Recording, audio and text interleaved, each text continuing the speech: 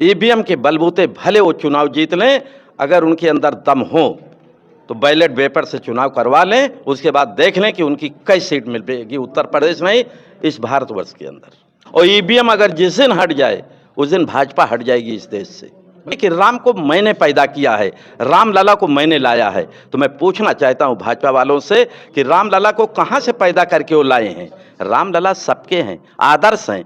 नमस्कार, आप देख रहे हैं नेक्स्ट टाइम्स। इस वक्त हम मौजूद हैं जिला अमेठी में और हमारे साथ कुछ लोग मौजूद हैं, इनसे बातचीत करेंगे।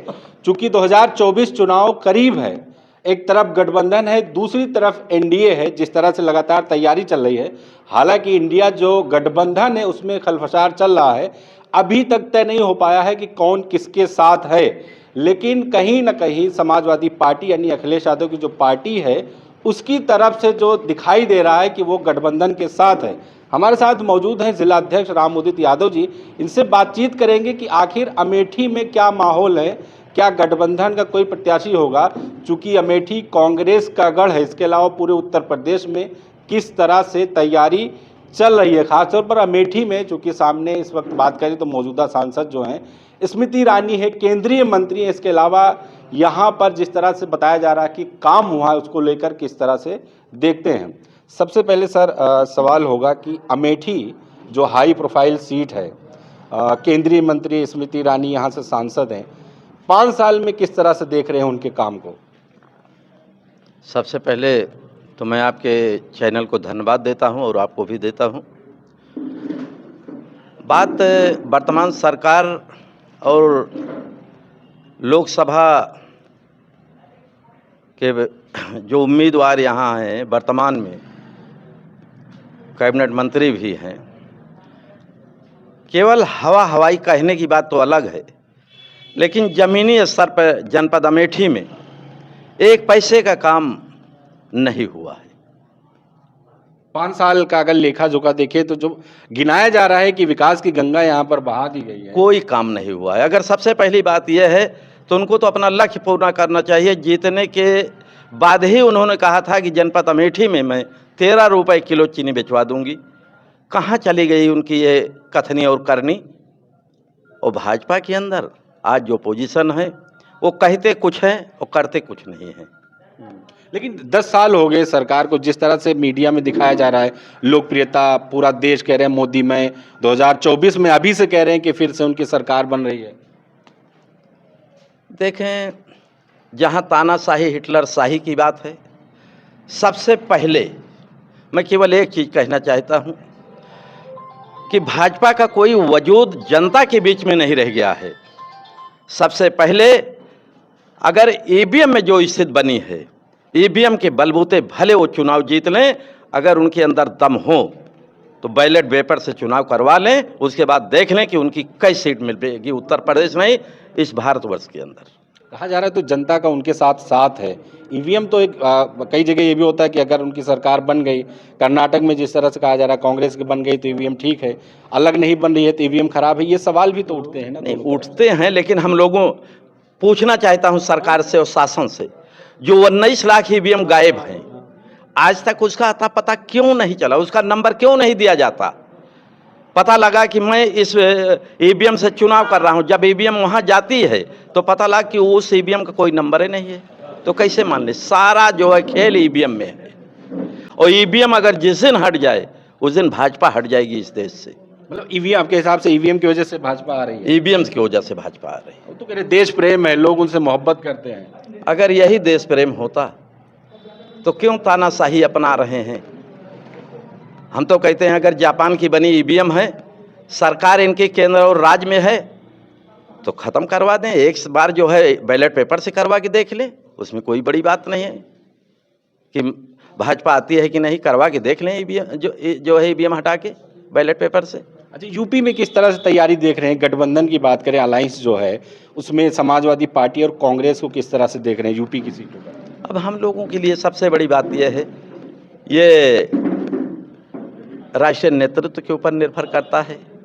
जो वो करेंगे, हम लोग बहुत छोटे कार्यकर्ता हैं, जो वहाँ से आदेश होगा उसका मैं साक्षरता पालन करूँगा। लेकिन एक चीज़ है, आप तजुर्बा है और राजनीति में है, जिस तरह से देख रहे हैं कि जो भी गठबंधन में शामिल हैं, नीतीश कुमार अलग हो गए, ममता बनर्जी का अलग से बयान आ रहा है, अरविंद केजरीवाल के ऊपर ईडी और सीबीआई की जांच हो रही है, इसको किस तरह से देख रहे हैं आप? मैं आपके चैनल के माध्यम से कहना चाहता हूं,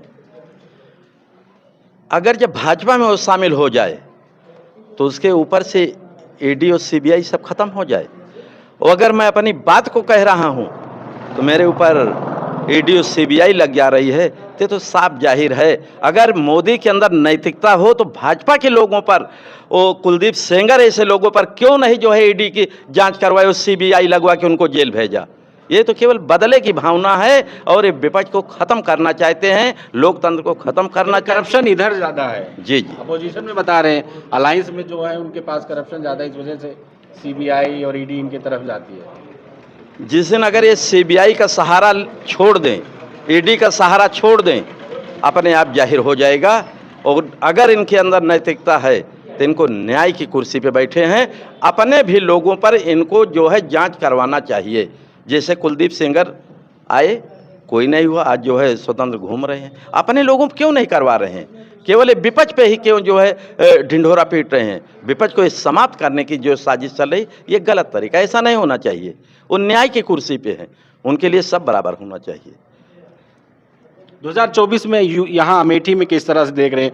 चूंकि आप 5 सालों का लेखा जोखा देखें तो देखा जा रहा है स्मृति ईरानी लगातार आ रही हैं, चौपाल कर रही हैं, इस वक्त भी तमाम चीज़ें जो हैं कुछ ना कुछ उनके जरिए किया जा रहा है। उनके लिए आप किस तरह से तैयारी कर रहे हैं अगर गठबंधन का कोई प्रत्याशी आता है? आप लोगों के माध्यम से मैं बताना चाहता हूँ कि किसी से कोई चीज़ छिपी नहीं है। जब उनके पास आदमी नहीं है, सरकारी वाहन लगा के आदमी इकट्ठा किया जाता है, सरकारी अधिकारी कर्मचारी लग जाते हैं, उनके पास कहाँ जन सैलाब है, कहाँ जन शक्ति है? टोटल सिर्फ बेईमानी है। अगर बेईमानी ना करें तो भाजपा जो है एकदम जो है साफ हो जाएगी। अभी तो कह रहे हैं कि अमेठी की दीदी हो गई स्मृति ईरानी, घर जो बना है उसकी भी खबरें आ रही हैं कि अब तो यहाँ की निवासी हो गई हैं। अब वो तो साफ जाहिर है आप लोगों के सामने, अगर यहाँ की निवासी हो गई तो अगर उन्होंने लूटा नहीं तो निवासी कैसे हो गई? 5 साल में मालो माल हो गए ये लोग। नहीं, कह रहे कांग्रेस परिवार ने लूटा था अमेठी को। अब कांग्रेस का परिवार अगर लूटा था तो हमें तो नहीं दिखाई दिया कि कांग्रेस का निजी घर यहाँ का ही घर बना हो, लेकिन इनका तो 5 साल के अंदर घर बन गया। जो 70 साल में नहीं तो किस तरह से देख रहे हैं? अब हम तो यही देख रहे हैं, जो 70 साल में लोगों ने नहीं कर पाए 5 साल में कर दिखाया। मतलब काम किया है, विकास किया है। लूट किया है, लूट किया है, काम नहीं किया है, काम नहीं, लूट के माने में। अच्छा, अभी जिस तरह से राम मंदिर के उद्घाटन के बाद अभी अमेठी में जो चल रहा है कि घरों तक प्रसाद पहुंचाया जा रहा है, राम मंदिर का प्रसाद, तो क्या लग रहा है कि जो धार्मिक मुद्दा है या राम मंदिर है या धर्म है, ये राजनीति में आगे चल के ये हावी हो जाएगा? 24 चुनाव इसी पे लड़ा जाएगा? मैं ये चीज़ आप लोगों से बताना चाहता हूँ कि देश संविधान से चलता है, धर्म से नहीं चलता। मैं भी जो है राम को मानता हूँ, मैं भी राम भक्त हूँ, लेकिन सारे लोगों के जो है आदर्श राम हैं।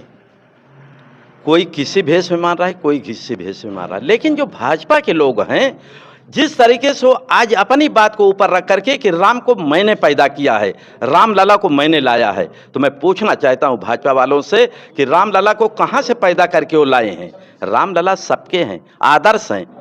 धर्म की राजनीति नहीं करना चाहिए। अगर करने की अगर इनके अंदर दम है तो संविधान पे उतर आए, तब राजनीति को आगे किया जा सकता। नारा ही दिया जा रहा है ना, जो राम को लाए हम उनको लाएंगे।